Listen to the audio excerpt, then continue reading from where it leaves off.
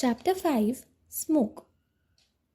Early in my life, I learned to eavesdrop. I was given this ignoble practice because people seldom told me anything worth knowing. My attendants were trained to speak in elaborate flatteries. My father's wives avoided me. King Draupadi only met me in settings designed to discourage uncomfortable questions. Bree never lied, but he often kept things from me, believing it is his brotherly duty to shield me from unpleasant facts. Though Daima had no such qualms. She had the unfortunate habit of mixing up what actually happened with the things in her opinion should have occurred. Krishna was the only one who told me the truth, but he wasn't with me often enough. So I took to eavesdropping and found out the most useful practice. It worked best when I appeared engrossed in some mindless activity, such as embroidery or pretend to sleep. I was amazed at all the things I learned in this manner, and it was how I discovered the sage. The Sainindri was braiding my hair in a five rivers design when I heard one of the maids say in a squeaky, excited whisper, "And he promised I'll be married on full moon day in the month of Shravan." So, Dhaima responded scratchingly from the next room where she was getting out my clothes. Fortune tellers are always predicting marriages. They know that's what foolish girl wants to hear the most. That's how they get their face fatter. No, respected aunt. This sadhu didn't take any money.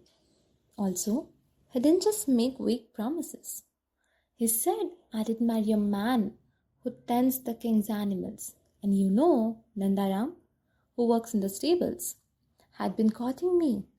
Didn't I show you the silver armband they gave me the last month? It's a long leap from an armband to the wedding fire, girl. Come, Shravan. We'll see how accurate your holy man was. Now set out the blue silk sari carefully and watch how you handle the princess breast cloth. You're crushing it. But they told me about my past too, the maid insisted. Accidents and illness I had when I was a girl. The year my mother died and what her last words were. He even knew about the time Nanda and I... Here, her voice dipped shyly, leaving me to guess the details. Don't say that. Daima sounded intrigued. Maybe I'll go see him. Ask him if that good-for-nothing Kallu will ever change his ways, and if not, what I must do to get rid of him. What did you say the Babaji's name was? I didn't ask. Truth to tell, he scared me. With a beard that covered his whole face and glittery red eyes. He looked like he could put a curse on you if you made him angry. Princess, Miss Arendri said, bowing, your hair is done. Does it please you? I picked up the heavy silver-backed mirror while she had another one behind my head. The five-stranded braid hung glossily down my back, sparkling with gold pins. I could smell the fragrance of the amarnaths woven into it. It was beautiful, but it only made me dissatisfied. What was all this dressing up when there was no one to admire me? It felt as though I were drowning in a backwater pond while everything important in the world was happening elsewhere. What if the prophecy at my birth was wrong? Or what if the prophecies only became true if you did something about them? I decided that I did accompany Dhaima to the holy man. Absolutely not, Dhaima exclaimed. Your royal father will have my head, or at the very least my job, if I take you outside the palace. Do you want your poor old nurse to starve by the roadside in her old age? You won't starve, I said. Kallu will take care of you. Who? That no good drunkard? That. Besides, I interjected deftly. My father doesn't have to know. I'll dress up as a servant maid. We can just walk to. You walk on the common road where every man can look into your face. Don't you know that the women of Panchaaali royal family are supposed to remain hidden even from the gaze of the sun? You can get me a veil and protect me from men and sunshine, both at once. Never. I was reduced to pleading, please, Daima, it's my one chance to know what my future holds. I can tell you what your future holds. Severe punishment from your royal father and a new Daima.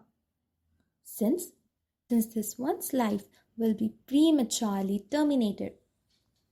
But because I was the closest thing she had to a daughter, or because she sensed the desperation beneath my jewelry, or maybe because she too was curious and finally relented. Swathed in one of Thaima's veils and a skirt several sizes too large, I knelt in front of the sage, touching my head awkwardly to the ground. My entire body ached. To get a banyan grove where the sage was residing, where it had to ride in a palanquin to the city, then across a lake on a Peking ferry boat, then sit for hours on a rickety bullock cart. It taught me a new respect for the hardness of commoners. I was startled by a rumble like thunder cold. The sage was laughing. He didn't look too frightening. In his lined, cracked face, his eyes shone mischievously. Not bad for a princess. How did you know? I said in chagrin. I did have to be blind not to see through such a terrible disguise. At least the old woman could have given you some clothes that fit. But enough of that. Eager to learn your future? Are you? Did you ever think how monotonous your life would be if you could see all that was coming to you? Believe me, I know. However, I'll oblige you both in some part. You first, old woman. I informed a delighted Taima that Kallu would perish soon in a drunken brawl. That she did accompany me to my new palace after marriage, and that she did bring up my 5 children.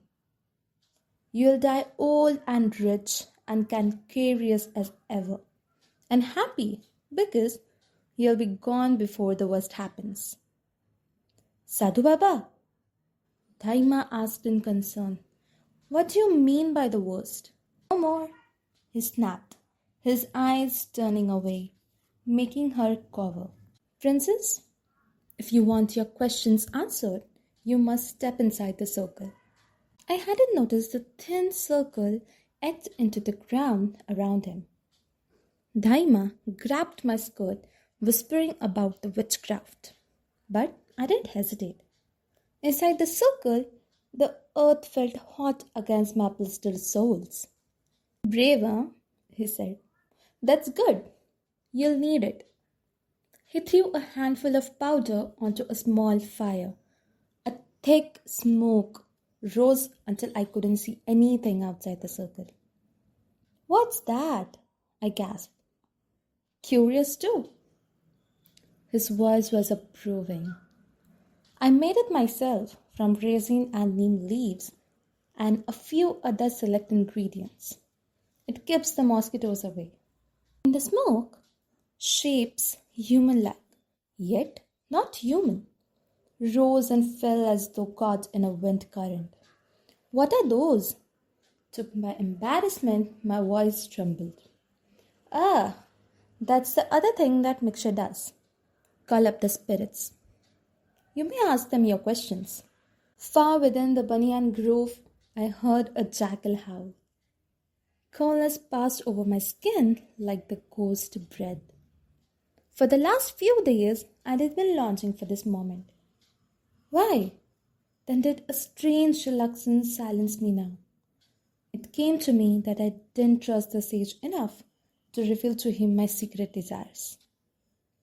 Later, I would wonder, was it because of this lack of faith that the spirits answered me so obliquely in riddles that were more hindrance than help? Scared princess? The sage taunted. Maybe you would better step out and return to your safe palace. No, I cried. Ask your spirits if I will get what I desire. A smile, feral or consenting, glitched to the sage beard. And do you even know what is that, child? Stung, I retorted. I'm no child, and I do know what I want. I want to leave a mark on history, as was promised to me at my birth. Very commendable. But there are no other things, perhaps unknown to you, that you crave more. No matter, the spirits will see into your heart and answer accordingly. He clapped his hands and the spirits swirled faster. Yellow whispers came to me through the smoke. You will marry the 5 greatest heroes of your time. You will be the queen of queens and wed even by the goddesses. You will be a servant maid. You will be mistress of the most magical of palaces and then lose it. You will be remembered for causing the greatest war of your time. You will bring about the deaths of evil kings and your children's and your brothers. 1,000,000 women will become widows because of you. Yes, indeed, you will leave a mark on the history. You'll be loved, though you'll not always recognize who loves you. Despite your 5 husbands, you will die alone, abandoned at the end, and yet not so. After the voices fell silent, I sat stunned. Much of what they said, the part about 5 husbands, for instance, confused me. The rest filled me with despair. Oh, don't look so dejected, the sage said. How many women can claim to be envied by the goddesses or become the queen of the queens? I don't want them if it means the other parts to be true as well. What good is it to own the most beautiful palace in the world if I'll have to lose it? And all those deaths, I refuse to be the cause for them, especially these. You don't have a choice, my dear. I'll enter a hermitage. I'll never marry. His crooked teeth flashed. Destiny is strong and swift. You can't trick it so easily, even if you hadn't come seeking it today. In time, you would have found you. But in your case, your own nature is going to spirit its process. What do you mean? Your pride, your temper, your vengefulness. I glared at him. I'm not like that. Even the wisest don't know what's hidden in the depths of their being. But here's something to console you. Long after you're gone, men will remember you as the most amazing queen this land had seen. Women will chant your name to bring them blessing and luck. Much good that'll do to me when I'm dying alone, tortured by the guilt, I said bitterly. Men might value fame above all things, but I did rather be happy. You'll be happy. Didn't you hear the spirits say you'll be loved? Besides, I have a feeling you'll grow to feel differently about fame.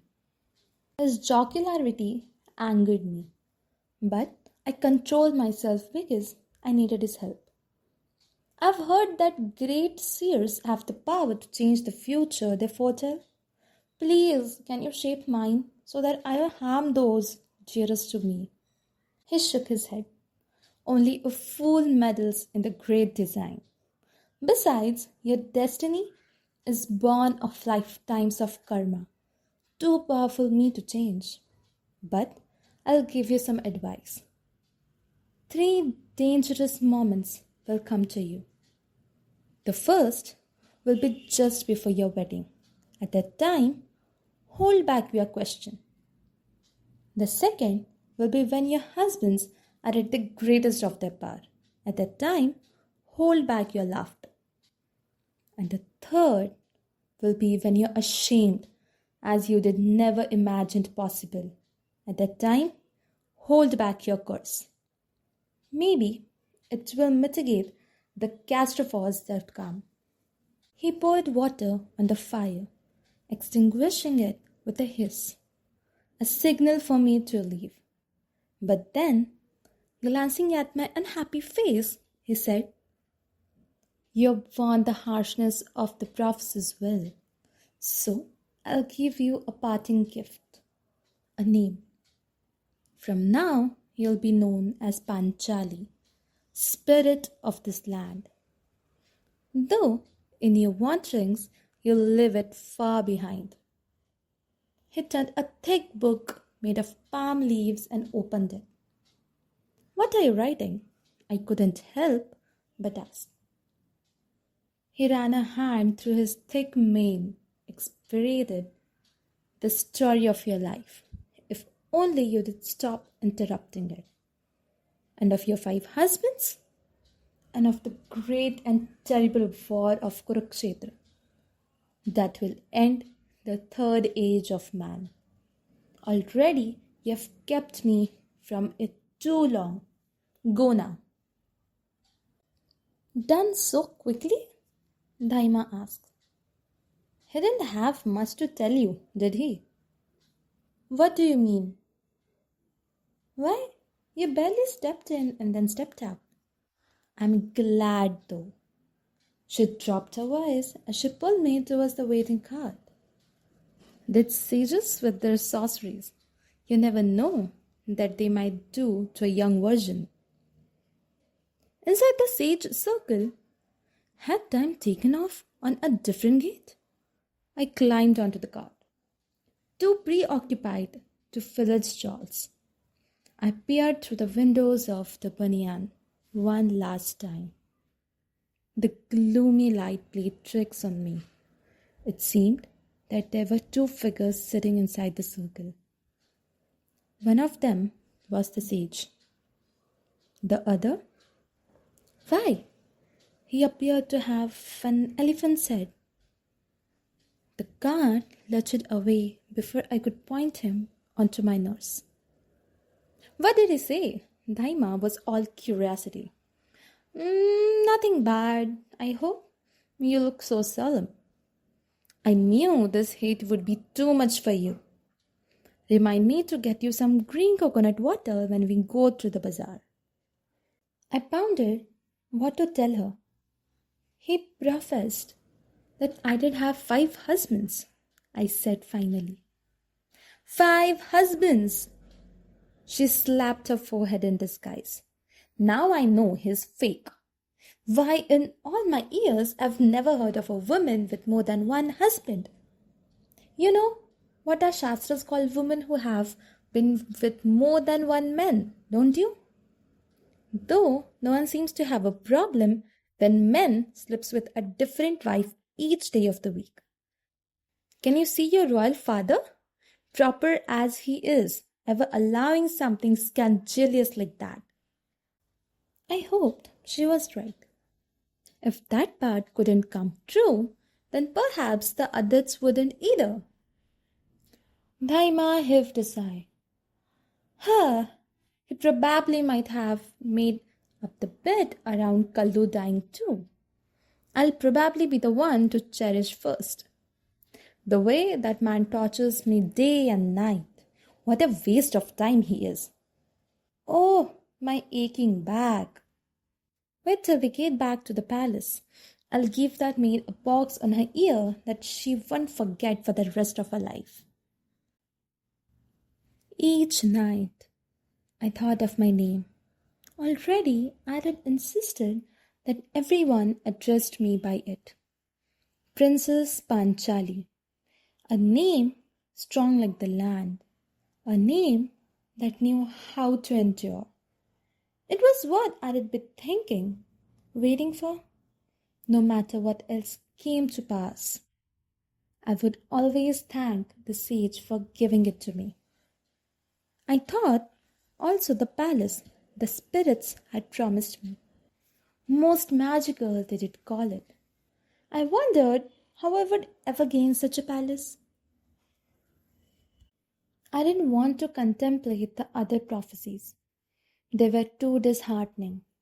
But they knocked against my heart. I understood suddenly the unspoken questions the spirit had answered. Who would I marry? Would I ever be mistress of my own home? Would I find love? Were there the kind of desires hidden in my heart? How purely they were. Things my mates might have wanted. Was I then no better than a woman who surrounded me, wrapped in the cocoons of their unimaginative lives, not even knowing enough to want to escape? It was a mortifying thought. Other nights, I considered the mystery of the book the sage showed me, the story of my life. How could such a book be written before I had lived the incidents that described me? Did this mean that I had no control over what was going to happen? Surely it wasn't so. Otherwise, why did he take the trouble to warn me? I didn't speak to the sage again for many years. Though I heard of him from time to time, I learned his name, Vyas, the Compodius, because of the many hefty books he had written. Vyas the seer, born on a dark island of a union between the ascetic and official princess. On my wedding day, I would see him in the marriage hall, seated on my father's right, his placement revealing an importance I hadn't guessed at. He'd gaze at me, blinking mildly as though he did never see me before. When I did make my first great mistake, his expression would remain unchanged, so that I wouldn't realize the enormity of what I had done until it was too late. Later, among my wedding gifts, I did find a wooden box. When I did open it, a familiar smell, wild and bitter, would rise from the powder inside. I did use it in Khanda and later in the Kamyak forest. Thrown on fire, it warded away insects, just as he did promise, and nightmares as well. On those nights, my rough bark bed seemed softer, but no matter how much I called for them, for by now I had other, wiser questions that spirits did not return to me again.